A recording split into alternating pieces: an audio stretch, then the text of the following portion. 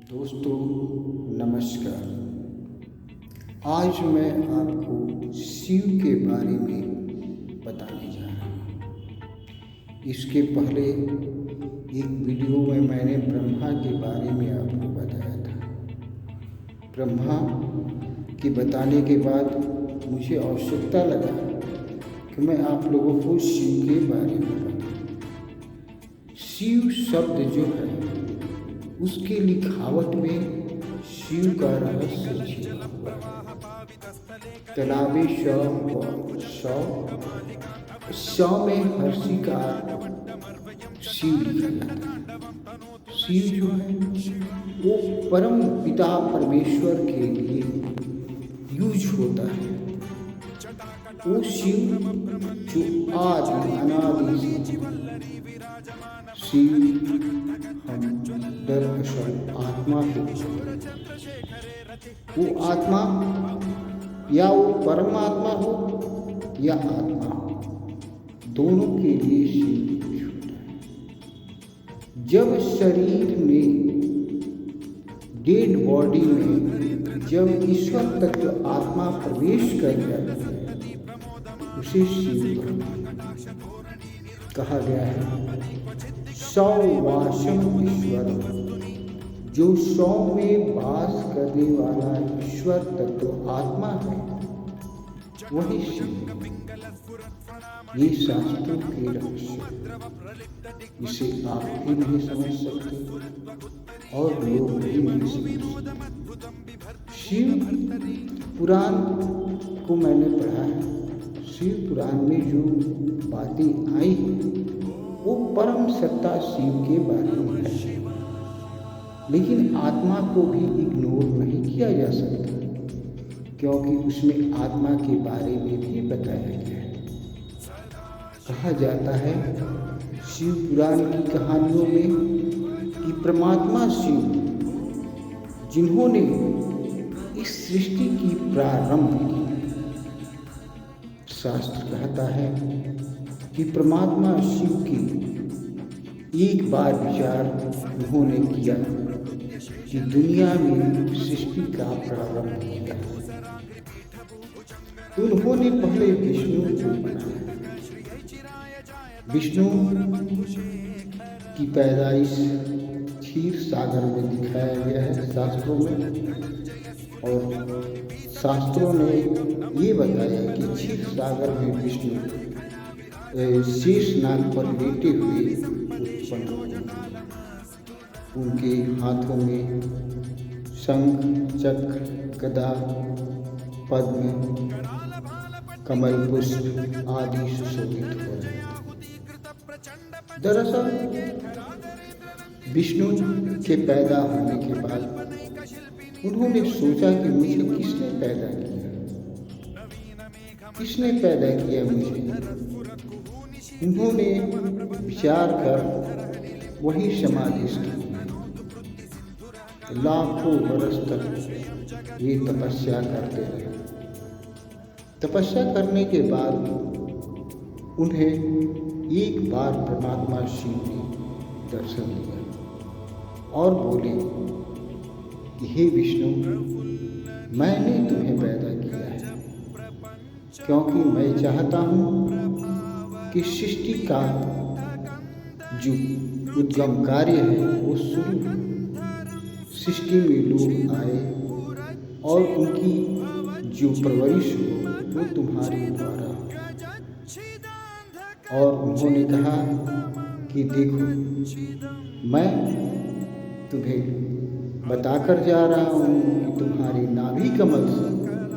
नाभि से एक कमल निकलेगा, जो कमल पुष्प ऊपर जाकर उस पर एक और पैदा होंगे जिसे ब्रह्मा कहा जाएगा। और ब्रह्मा जो होंगे वो सृष्टि के निर्माण करता होंगे। इस प्रकार विश्व वो शिव परम पिता परमेश्वर अंतर्ध्यान हो गए। इस प्रकार उन्होंने देखा कुछ दिन बाद कि मेरी नाभि से एक कमल उत्पन्न हुआ। और वो कमल ऊपर जाकर खिल गया। खिलने के बाद उसमें ब्रह्मा की उत्पत्ति हुई। ब्रह्मा बहुत दिनों तक ये सोचते रहे कि हमें कौन उत्पन्न किया, किसने हमें बनाया, क्यों बनाया, किस लिए बनाया। उन्होंने वहाँ से उठे और चल दिए ये जानने के लिए कि हमें उत्पन्न किसने किया। चलते चलते लाखों बरस तक उस कमल की पंखुड़ियों में घूमती हुई बीत गई। बहुत समय तक बीत जाने के बाद वे चारों तरफ घूमने के बाद फिर आकर उसी कमल पर बैठ गए और बैठकर समाधिस्थ हो गए।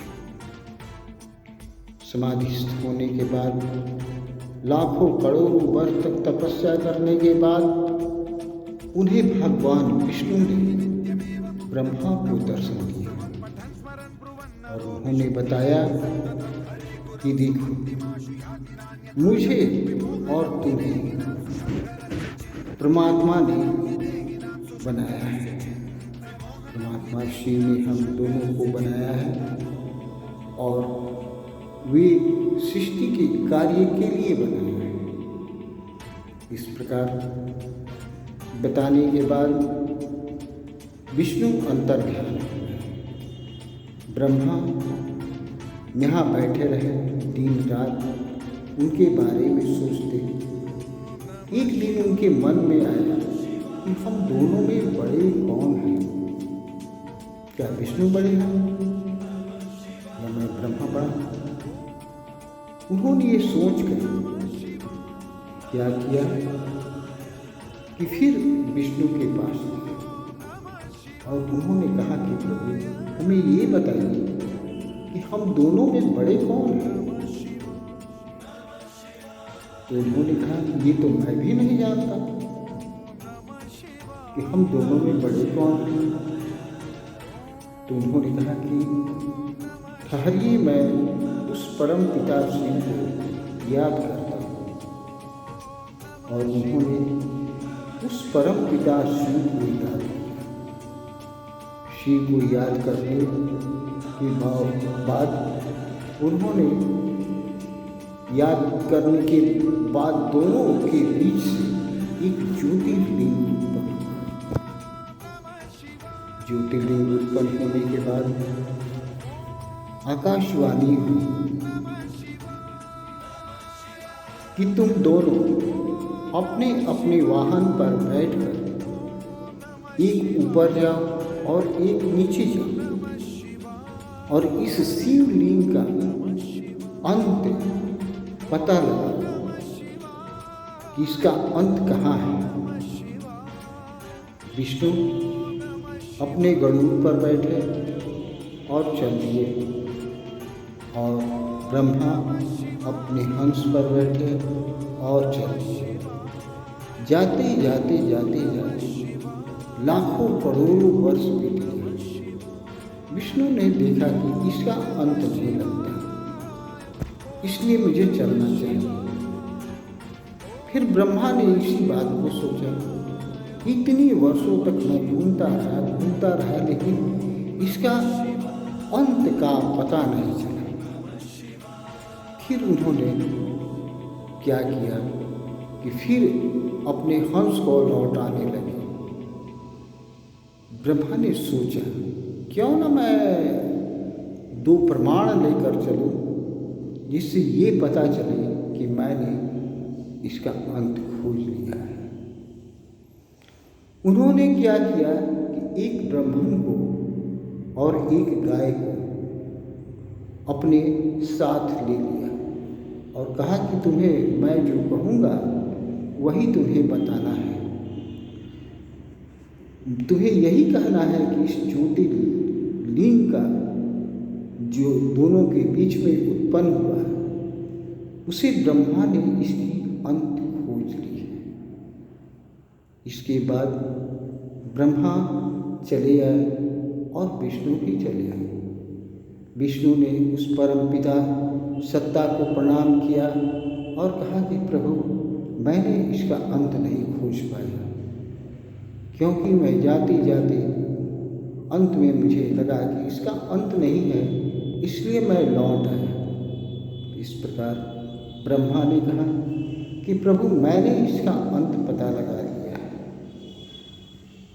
पता यही लगाया और मेरे साथ 2 गवाह भी हैं। उन्होंने उसी वक्त ब्राह्मण को श्राप दिया।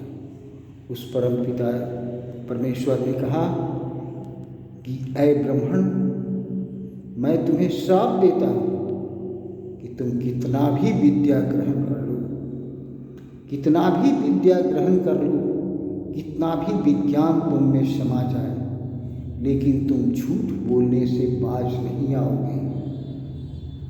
और गाय को उन्होंने श्राप दिया कि ऐ गाय, तुम्हें कितना भी अच्छा तरह से रखा जाए, अच्छी भोजन कराई जाए, सब कुछ, लेकिन जिस दिन तुम खुलोगे और घूमने निकलोगे तो तुम विष्टा जरूर खाओगे।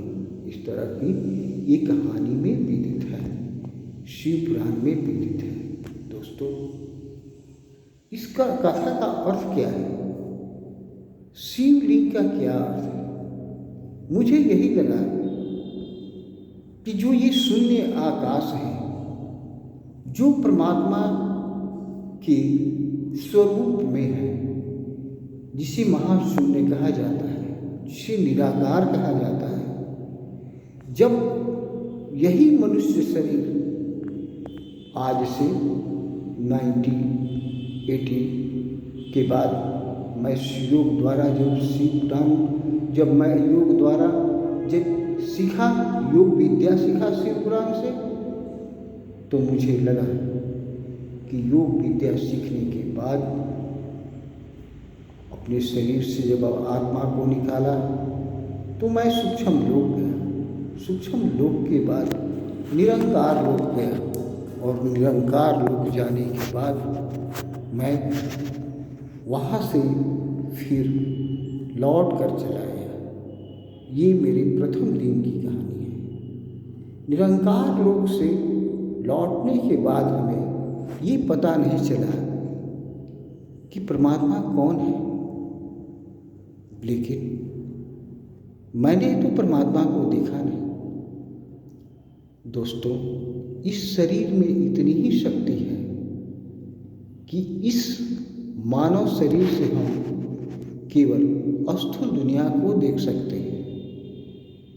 मृत्यु होती है, सूक्ष्म दुनिया में हम जाते हैं, तो सूक्ष्म दुनिया से मानव शरीर को देख सकते हैं और सूक्ष्म प्राणियों को देख सकते हैं, सूक्ष्म लोगों को देख सकते हैं।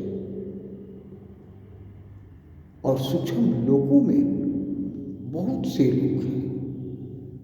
सूक्ष्म लोग के दिखने के बाद जब मैं निरंकार लोक में गया तो वहाँ मुझे किसी प्रकार का शरीर दिखाई नहीं दिया। यहाँ तक कि मैं अपने आप को भी नहीं देख सकता था। मुझे ये लगा कि ये सूक्ष्म दुनिया जो है, ये निरंकार लोक जो है, ये जो है निरंकार लोक, यहाँ पर किसी प्रकार का बॉडी नहीं होता। बाद में मुझे स्टडी करते करते मुझे लगा कि मैं जब आत्मा को शरीर से निकालता था, उस समय मैं 10th क्लास में था, 9वीं या 10वां क्लास में मैं था, और उस वक्त मैं समझ नहीं पाया। लेकिन इस पर मैं स्टडी करने पर मुझे पता चला कि जिस तरह पदार्थ इलेक्ट्रॉन, प्रोटॉन, न्यूट्रॉन या मैटर इस तरह से जो होता है, या मान लो कि कोई भी पदार्थ टूटता है तो अणु में बदलता है, अणु टूटता है तो परमाणु में बदलता है, परमाणु जब टूटते हैं तो पार्टिकल्स यानी सूक्ष्म में चले जाते हैं। और इस पदार्थों के कण के, जिसे पार्टिकल कहा जाता है उसका अंत तभी होता है जब उससे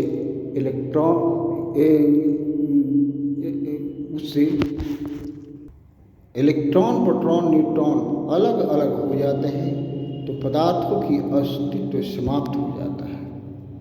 दोस्तों, पदार्थों की अस्तित्व समाप्त होने के बाद हम अपने शरीर को भी नहीं देख सकते, यानी कुछ भी नहीं बचता। इलेक्ट्रॉन प्रोटॉन न्यूट्रॉन जो समाप्ति के किनारे पर चले जाते हैं, उसी प्रकार बहुत समय पहले परमात्मा भी किए होंगे। और जब पदार्थ के शरीर नहीं होते या पार्टिकल्स के शरीर नहीं होते तो कहने का मतलब है कि बहुत से लोग या बहुत से महात्मा वहाँ जाने के बाद ऐसा सोचते होंगे कि बस दुनिया में मैं ही एक परमात्मा हूँ, उसके बाद कोई नहीं है। लेकिन ऐसी बात नहीं है। इलेक्ट्रॉन प्रोटॉन न्यूट्रॉन समाप्त होने के बावजूद भी आत्मा जो है अवस्थित रहती है। मैंने ऐसा अनुभव किया कि वो आत्मा कभी समाप्त नहीं होती, वो कभी समाप्त नहीं होती। दोस्तों, इस प्रकार मैंने अपने अनुभवों को आपके सामने रखा। आत्मा जो है, जिसे हम आत्मा कहते हैं, उसे नारायण भी कहा जाता है। एक नारायण या जो नर के रूप में नहीं आया है, यानी परमात्मा परम सत्य शिव, और नर आयन जो नर के रूप में आया है, जिसे हम आत्मा कहते हैं। इस प्रकार ये सारे रहस्यों को अगर हम समझेंगे तो निश्चित है हम आने वाले समय में और विज्ञान को आगे बढ़ा सकते हैं। अध्यात्म मेडिटेशन एक बहुत बड़ा विज्ञान है जिसे समझ पाना, जान पाना हर के बस की बात नहीं है। नमस्ते।